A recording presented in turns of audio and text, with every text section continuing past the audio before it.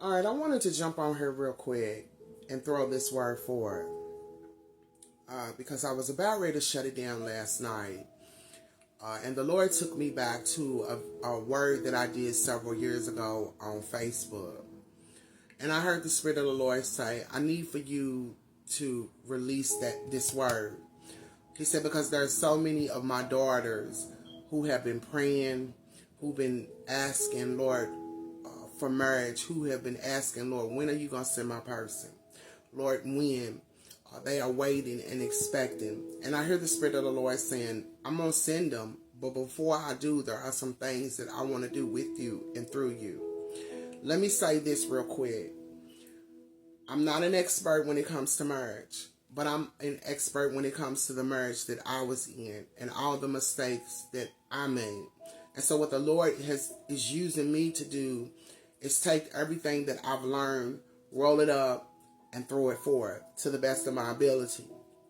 With that being said, one of the greatest mistakes that I made coming out of my marriage is I didn't take the time to heal. I had already come from a place of brokenness before I stepped into the marriage. But I came out of the marriage even more broken and stepped into a new relationship, a new situationship that I thought was going to heal, fix, and save me from all the brokenness that was within me, and that wasn't the case. Let me say this, and I'll tell any woman this. Before you step into any relationship, before you step into any marriage, you got to know who you are, whose you are, where it is that you come from, and where it is that you're going. What are the gifts and the talents and the anointing that is within you? What is the oil? Yeah, you courageous and bold, but what is your anointing? Whose are you? Where did you come from? What's on your bloodline? Are there lawyers, teachers, doctors, entrepreneurs? And where is it that you're going?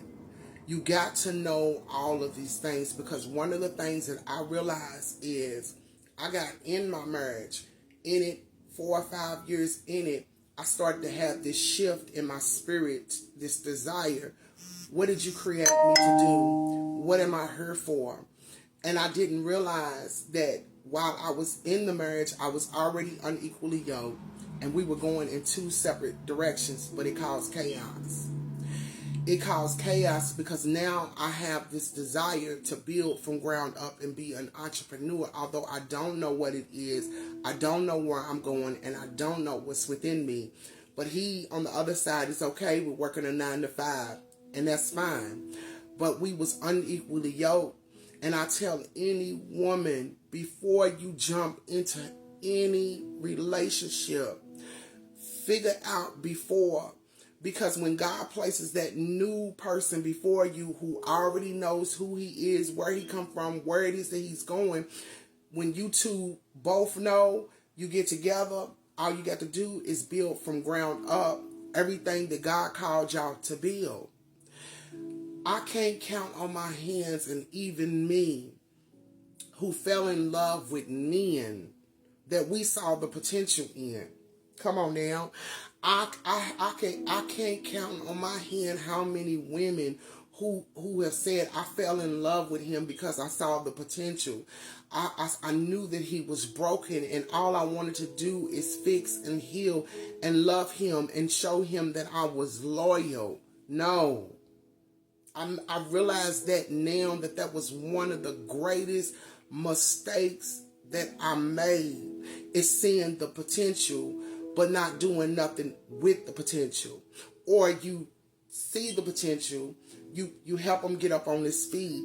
Now that he realizes the potential that's within him, now he figures it out and he leaves. Now you didn't invest all your time because now he sees the potential, he knows the potential, but you wasn't included in the plan. Oh, baby, let me tell you how many women that will tell you that I invested so much time in a man who I saw the potential in. I saw the potential. He was broken, and all I wanted to do is heal. And they will heal, fix, get him on his feet. Some will stay, and some will leave. But when you know these things about who you are, whose you are, where it is that you're going, and what the God put within you, you move different. You don't settle for anything. You don't settle for any type of conversation. When you begin to get with God and realize whose you are and who you belong to, you begin to understand and recognize that God don't want you with just anybody. He's a jealous God. He didn't put that word in there for nothing.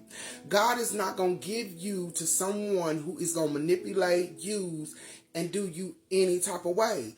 But because we got it in our mind that being alone is something wrong with you. No, ain't nothing wrong with being alone. It's my thing is this. I'm alone, but I'm not lonely.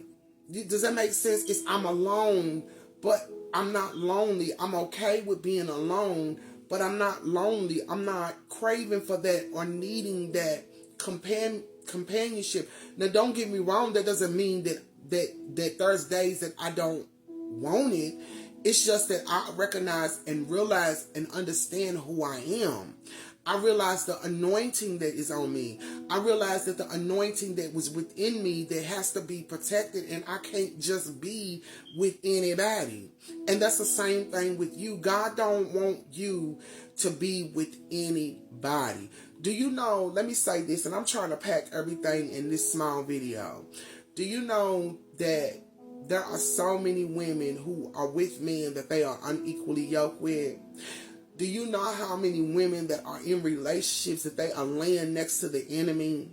Do you realize how many women are laying next to men that cannot stand the fact that they are that they have an anointing, that they are envious, jealous, intimidated? Do you know how many women we get caught up in the glitz and the glamour of seeing pictures on Facebook and YouTube and Instagram of people being married and not even realizing what they going through behind closed doors, but because they portray this image of being in a happy relationship, in a marriage, you don't even have a clue as to what they going through. A majority of people don't realize when you get married, listen to me, there's warfare because the enemy does not like marriage. One, unity. If you look in the book of Genesis, and I'm paraphrasing, bone of my bone and flesh of my flesh, that was unity. But when you get down to chapter 3 in Genesis, you see where the enemy came in and divided. He came in and divided unity. And so many of us focus on the dress, the reception, the family members and the wedding, but we don't focus on the spiritual warfare that's going to come after. Understand this, and I tell any woman this. When you're getting married and when you're about to get married, you're not just marrying him, you're marrying into that family. Are you ready for what is connected to it? Are you ready for what if you get in this family and you're not accepted? You may and you may not be. Are you ready for that? That's why I tell women, you got to know all of these things before you step into this. Don't be so quick to say, oh, I'm alone, I want marriage, and listen to me, let me say this. There is nothing wrong with you desiring marriage. It's nothing wrong with it. It's normal. It doesn't make you desperate. None of that. Because the word says God didn't create you to be alone. So it's normal. But stop and think before you take this time that God has you separated, isolated, and by yourself. And see and appreciate the time that you are by yourself so that you can think of these things that I've thrown out. You got to know all of these things before you step in it. Are you ready for this? Are you ready to step into a new relationship with new family members and this, that, and the third? Because you got to understand this, and I want to say this real quick. You got to understand that when you marry into this family, you got to understand his mother, that's her baby. Vice versa, the same way. I'm running out of time. This is me, and I love you, and you will see me the next time around. God bless.